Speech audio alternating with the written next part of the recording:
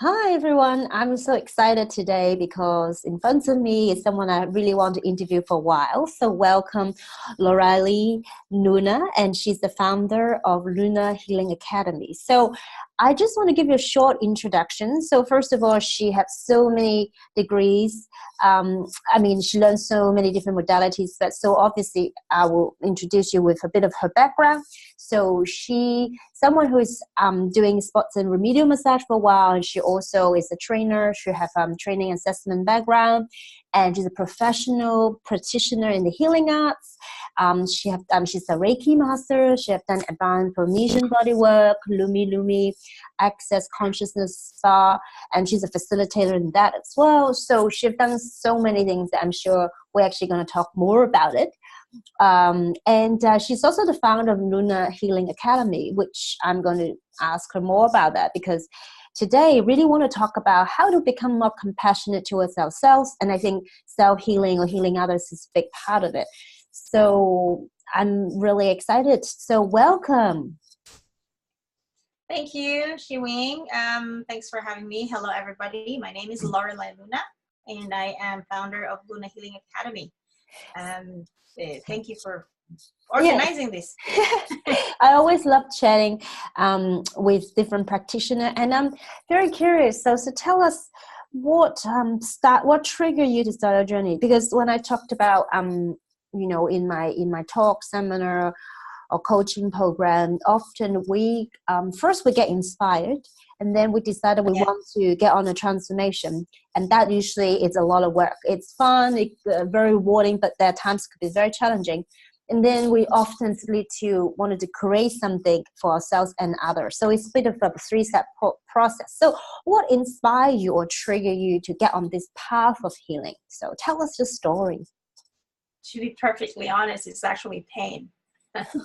Pain drove me to becoming who I am right now and what I do today. Physical pain or everything else together? Everything else, physical, mental, emotional, and all I had holding on to at the time was my spiritual connection, to God, to yourself. So let's get back maybe 20 years. 20 years I've had been wanting to practice in the healing arts, but I couldn't, because there's you have to look after growing your family. I had a business back then, and I had a full-time job, and then I was feeling really stuck in that 9 to 5 grind. You get up in the morning before sunrise, you come home after sunset, and for what? And so after a while, I was also experiencing migraines, like really bad migraines, and I was getting sick. My immune system was going down. Nothing seems to be right. And so I took a physical fitness, and then that hurt me. But one thing I would do a lot of is massage. Very, often at that time, I would seek out a healer who I found, she lived about 66 kilometers away from me, and she would give me healing. And that whenever I would have a session with her, I would remember the time when my dad would have a headache. My dad would ask me, "Can you give me a massage, please?" So I would massage his head, his neck, and his back without anyone teaching me what to do. I just knew what to do.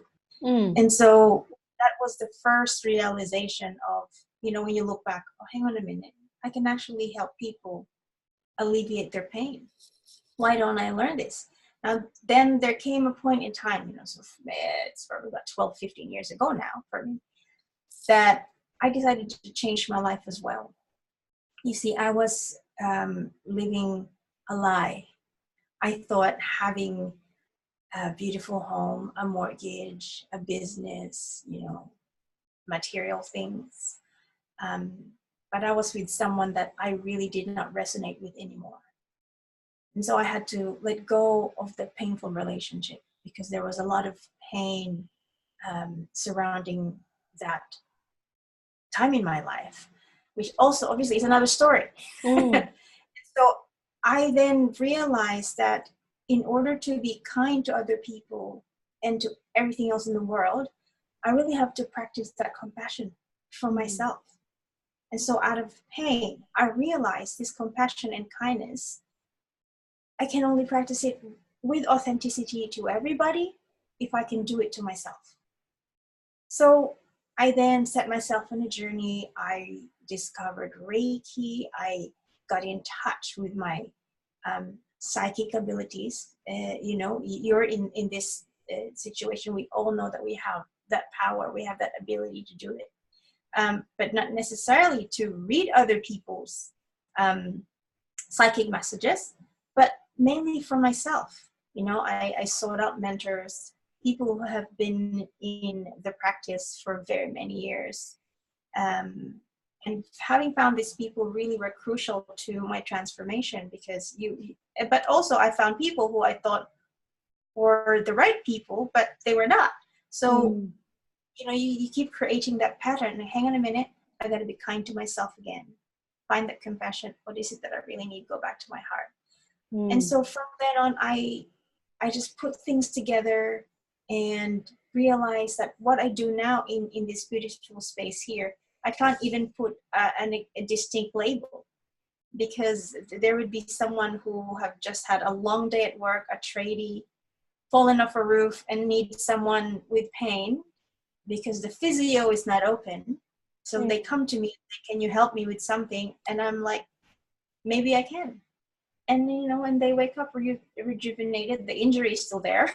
The physical injury is there. It takes time. But it takes time, but being able to actually do to other people what I have done for myself in terms of healing is a very beautiful thing to do. So that's sort of the quick synopsis of that steps that you were mentioning. What was it that drove you? What is it that you're doing now, and how are you extending yourself? I just love into all that there.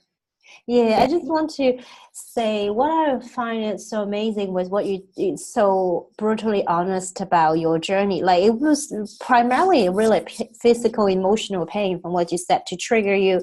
And it's yourself finding ways to heal yourself, but brutally honest about what it is and what it isn't. Yes. What serves and what doesn't. And it's very hard for some people to say, but there's also the extremes of living that story on and on and on. And I don't want to be in that story anymore. So I'm now also in my transformation, and part of being kind to myself is to allow myself to be able to express what the pain was about, what the source of pain was, but without actually getting into the story anymore. So because that story of my life I've closed the chapter on it. It's no longer giving me pain. But if anyone asks exactly what it's about, I'll open up and I'll say it. Yeah, and I think it was a difficult. And I think many healers, the people in practitioner, knows that there's this thing. We need to go through a process of forgiveness, surrender, be kind, be compassionate to ourselves. But sometimes shit happens, if I can just say it out loud there. And, we'll be reminded sometimes we may get into this zone of, feeling sad, frustrated, and annoyed because we think we know better, we should deal with it better. But no, sometimes we just have to go through it. Like, we need to process it. But the thing is, I think being in Healing Arts for a while, whether a practitioner, you've been like a recipient, or you like to enjoy modality, is that that you need time to process it, but then you also know ways to find your way out. It's like there's a rope, there is a light at the tunnel. And when we're very honest with ourselves, then once we make the decision that, okay, we want to get better, when we seek help will appear. Just like, you found so many people along the journey to help you to learn the lessons, different modalities, but each of them is like a stepping stone or staircase in some way or form that help you to figure it out. I mean, the thing I also want to talk to people a lot is that there's so many newly graduated coaches or healer that I found them, they just want, I've done some painful things, I have experienced some pain, now I'm better, I want to help people, and I want to do it now. I want a success now. I want to heal 100 people now. But sometimes it's not like that. Your journey, full of, it's not straight, and it's full of curves, and you know yourself before you establish a Luna Healing Academy. You must have gone through a lot before you get that. You can't just graduated today and I want I want a monument tomorrow. It doesn't happen that way, because you want to be a seasoned practitioner. It takes seasons. It takes seasons. I'm still learning. Don't get me wrong, I'm still learning. But what led me to creating my own, let's just say, modality is to tapping into that. See, I come from a lineage of my great grandmother, and before them, they were all the healers of their time in the province in the Philippines. So there was no doctor at the time, but my grandmother, my great grandmother, they were the midwives. So if anyone's having a baby, they came to my grandmother. If anyone's had an ailment, they came to her. So people think nowadays, especially in Western medicine, it's folklore and it's lots of herbology or witchcraft even. But there is a shift now in the world that everyone's opening up to the more natural way of healing. There's even healers, elder healers in hospitals in some parts of Australia now. And so there is that shift. But as you've mentioned, someone who just freshly graduated, I've been there. I went to an intensive course in Queensland, and you get all fired up. I really want to do this. This is my calling. I found it. And then I ended up working in a space somewhere in Sydney, which is the most sought after place to be working after you've finished this modality. And I found myself working there, and this is from within 6 months I was there. And a lot of people have tried to work there after so many levels, and they couldn't get in. And so, I feel pretty special, but because I rushed it, I was having back-to-back bookings. What happened? I injured my arm. I developed an allergy in my arm, and actually practically one day could not lift a glass of water. So I can't use my arm, which is the main instrument I need to do what I like to do. And again, I have to take care of myself, be kinder to myself. I ended up leaving that space. And while I was healing, I had to find other ways to, supplement the income. And within that change, I then experienced new possibilities and new visions and new manifestations along the way, because I can't simply use my arm. What else can I use it for? Now it's funny, but it wasn't funny. That's right. You know what I laughed up because I was laughing at your pain, but I was thinking, how in hero and journey, so first you answer your call, you answer your calling, right? So that's what you were pumped, you ready to go, you learned some new skills, you had the big motivation and inspired, you do great. But then it's like the hero journey. First you started, when you committed to start, you will learn, you will get, say, challenges, you get trials on the way. So you get challenges, you get mentors, you get helpers, you get wizards along the way, but you also get tested. So it's usually like that, and then you may hit the bottom where you actually have to learn something to report, like as in assimilate from what you have learned, and then from your own personal experience to create something new and even better from what you have learned. And that's usually after you were at the belly of the whale, so to speak, when you have to reveal to yourself the new form of information. Just like, your major thing is body work, right? So if your body is not well, your arm can't move, how could you help people? So then you went to that. You got to break through that sort of the rock. Exactly. You would think, I was like, oh, poor me. What am I going to do? Maybe that's not for me. But no, you just, that's right, it's not for me. But what I had done during those times is just did a lot of reading, did a lot of studying. You know, that was a good period in my life where I actually, you know what, I'm gonna go back to college and get my piece of paper that says I'm a diploma qualified. Because you know, you find ways to improve yourself even with an injured arm. How can I improve my knowledge?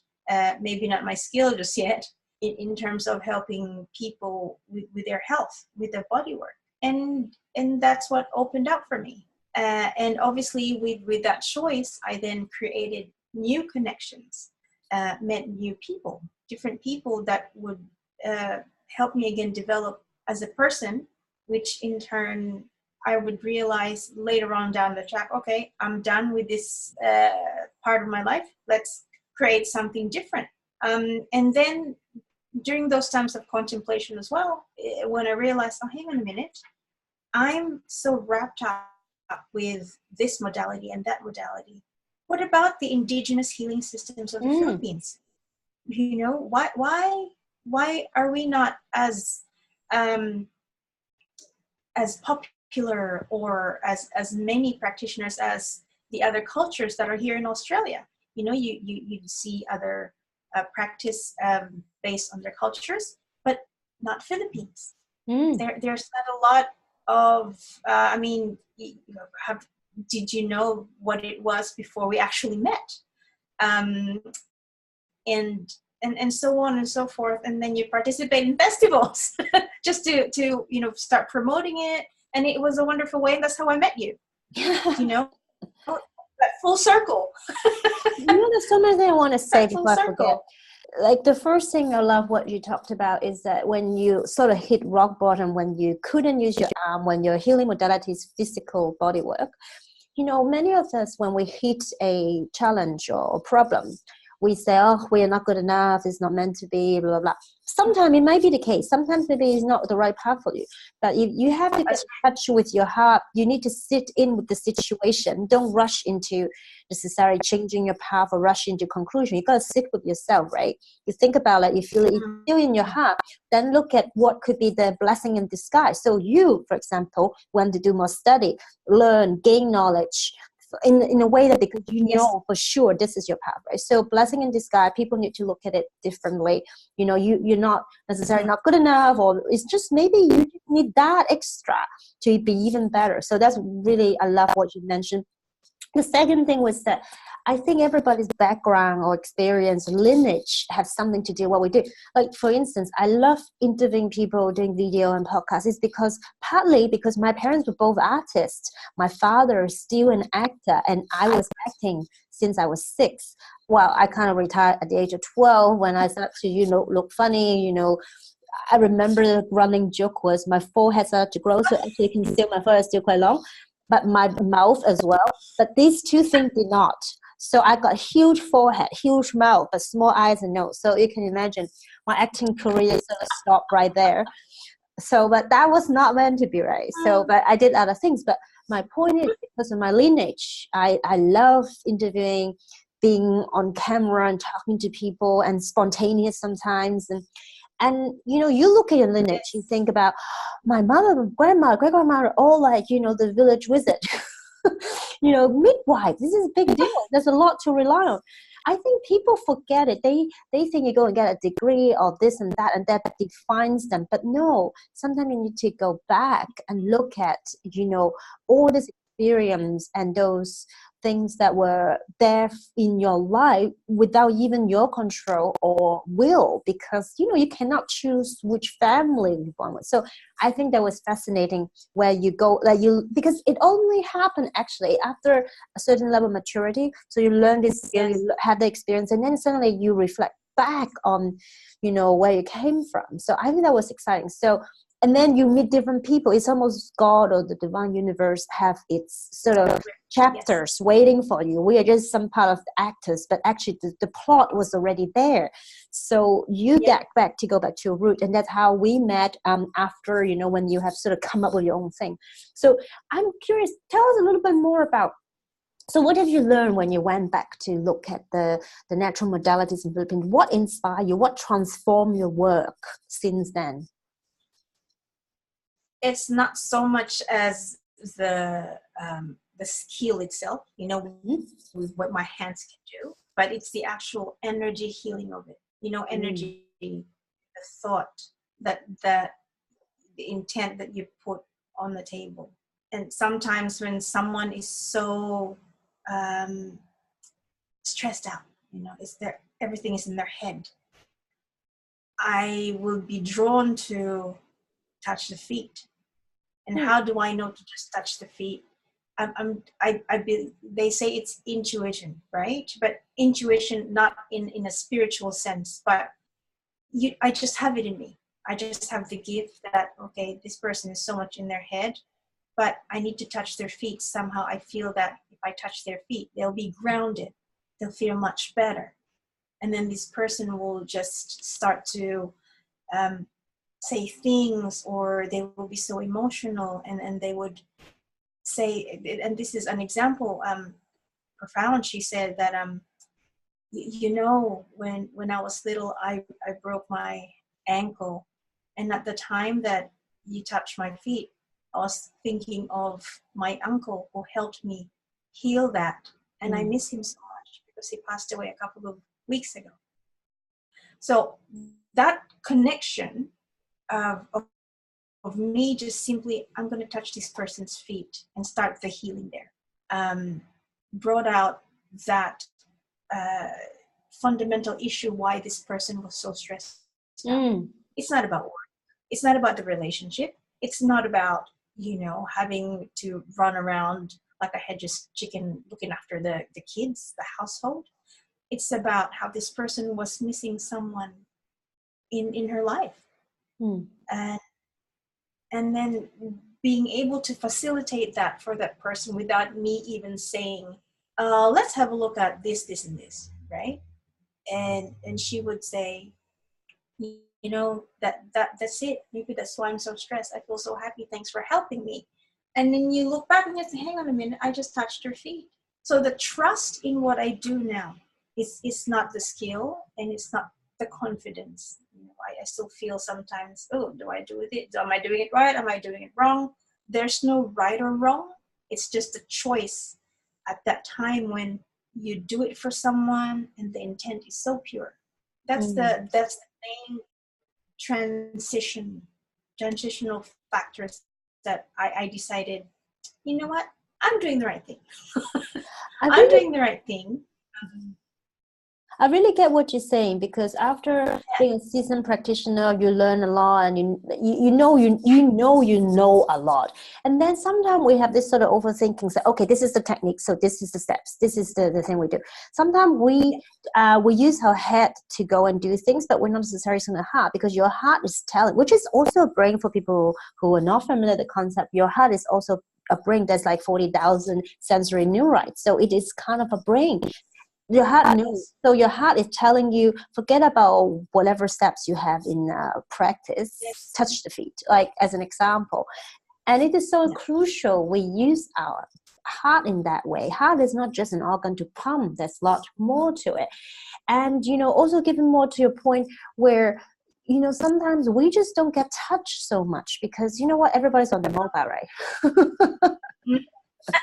That's true. So we just don't get the human connection, not what you said, because you acted almost like a bridge for them to, get to know something they already know or the body knows, but they were not able Yeah, to but they're bring it up. Yeah, they hold it, and yes. so your touch, the connection, you act like a bridge. And you did it intuitively, not not overthinking. Okay, these are my steps, and that's really a beautiful thing. And I really believed in body work. Yeah, that's what, that's just an example of why Mm. I do what I do and what I like to facilitate. So it's more than holding a class. It's more than, like you said, following the steps fresh out of a course. And it's beyond that. It's the intent of helping this person to transform, their mind, transform their body. And then because the spirit is already there, it's their spirit that's feeling stuck, and they forget about it because we get wrapped up with our mental issues, we get wrapped up with our physical issues and our emotional issues, and everything else that's attached to that: relationship, career, food, nutrition, and whatever else, that we forget ourselves. And this is again coming back to why we need to expand on what kindness and compassion is about, especially to yourself. And if you're able to do that to yourself, then you learn how to do that to others as well. So I love it. And you touch on really interesting points. Sometimes, and one thing I want to mention for the listeners or viewers, that this is coming from someone who's been doing for over 20 years, so she can really go with what she knows, because she knows a lot. We're not saying that if you just fresh out from the class and you go, I do whatever I feel like. It's not. This actually comes with an integration of experience and knowledge and everything else. Then she's in a different level, where she's not just reproducing what the courses or the teaching what is teaching her. She have combined and integrated and experienced everything, so she could do that. So I just want to clarify, in case people fresh out from come out from a class and decide to do whatever they like. Just joining us. Sorry. Yes. No, but that's the important things that for people to know that you will become that once you have experience, and you also know when you get that too. So now, before we run out of time, I really want to ask you about Luna Healing Academy, what it is, and what interests you to create that, and what it's all about, and how people can benefit from it. Yeah. Well, Luna Healing Academy. Luna is my grandmother's maiden surname, so that's where the lineage. Isn't it amazing? That's where the lineage. Yes. And Healing Academy is just because I call it an academy because it's more of everybody that I see. Body work is not just a client that walks in. Yep, we got on the table. Let's do what we do, and then you walk out. It's about empowering the person to learn about their body a little bit more at a time, even if it's just one single thing, to remind them, if you remind a person how to breathe properly, they realize they're shallow breathers. If you remind people to just stretch, stand up straight, look after their posture, sit properly, sit on a pillow or whatever, little bits of gem of information and skill. Sometimes I teach them how to massage their wife's neck if they have to save the marriage. So they walk away. Yeah, there's sanity. To walk away just a little bit more empowered, a little bit more knowledge, a little bit more confidence. That's how the transformation is, and that's why I call it an academy rather than not an academy. That's where it's at. But I also like to teach workshops. I like to teach what I do nowadays. I give workshops on energy healing and Healot. It's a full year module. It's not just an intensive course, which is there's nothing wrong with that. But because Healot, you have to learn its background as much as you want to learn its techniques, because they work hand in hand. And I just cannot deliver that in 8 hours. Is that enough? And I also do personal consultations here, integrating a lot of the modalities that I have learned, but obviously mainly the Healot healing, which is I'm not sure how it's different to everything else, but it's the intent is there. It's about body work, and it's about energy healing. It's about inviting the person's body and its energies to realign, rebalance with its own biochemical systems, putting it back in place. So, like you said, like the heart is not just an organ, it does a lot of things. So does the other organs in your body. Your body is not just a body. And Just to wrap it up, I really just want to say, I admire people who work in a bodywork, because it's tough work. Bodywork, it's not necessarily easy, and it takes a lot to gain the experience and be good at it. And sometimes we can articulate what it is, like you mentioned a few really useful points, but then for some people that level articulation may still not talk to them intellectually. But here's the thing, I found bodywork is not so much about how you describe it intellectually, it's actually about experience, right? So I had a treatment with you before, and I feel so relaxed, almost like out of body experience. So but it's like, it's something you can't necessarily describe it fully. We can to a certain extent. You did it wonderfully, like, you articulate very well. But still, it's an experience, and it's for your body. And body is not just a body. Body is a highly intelligent unit, and that's why I go back to what we were talking about at the beginning. It is about being kinder to yourself. Look after yourself in all respect, and then that's where compassion really shows. If you care about your pain, if you care about the meaning and care about how to care for your body, bodywork could be a really great tool and experience for you to really demonstrate that. So for that, really thank you for being here. And so how, if people are interested to get a treatment or maybe learning something or get a consultation, how would they be best to find you? Well, they can find me through my website, lunahealingacademy.com. That's easy.